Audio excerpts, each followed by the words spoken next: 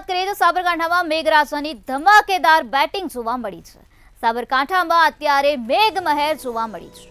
ઈડર, વડાલી, હિંમતનગર સહિતના વિસ્તારમાં વરસાદ વરસ્યો તો નીચાણવાળા વિસ્તારોમાં વરસાદી પાણી ભરાઈ ગયા છે।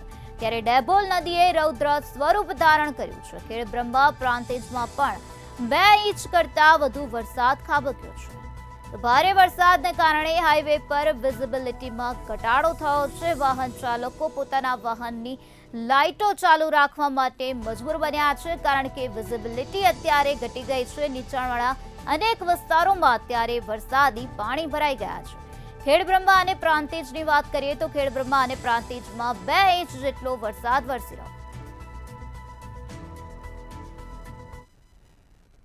સાબરકાંઠા જિલ્લામાં વહેલી સવારથી જ અવિરત વરસાદ ખાબક્યો છે। સાબરકાંઠા જિલ્લાના ઈડર, વડાલી, ખેડબ્રહ્મા, વિજયનગર, કોસીના, હિંમતનગર સહિતના પંથકમાં અવિરત વરસાદને પગલે નીચાણવાળા વિસ્તારોમાં પાણી ભરાયા છે। જોકે ઈડરની અંદર અવિરત મેઘમહેરને લઈ મેઘરાજાની ધમાકેદાર બેટિંગને પગલે ઈડર શહેર વચ્ચેથી પસાર થતી ડેભોલ નદીએ રુદ્ર સ્વરૂપ ધારણ કર્યું છે। નીચાણવાળા વિસ્તારોમાં પાણી, મકાનોમાં પાણી ઘૂસી જવાને કારણે રહેણાંક વિસ્તારોમાં પણ લોકોની મુશ્કેલીમાં સતત વધારો નોંધાઈ રહ્યો છે। ત્યારે ઈડર શહેર વચ્ચેથી પસાર થતી ડેભોલ નદીએ રૌદ્ર સ્વરૂપ ધારણ કરતા ક્યાંક ને ક્યાંક સ્થાનિકો સહિત જે મકાન રહીશો છે તે રહીશો પણ ફફડાટમાં જોવા મળી રહ્યા છે।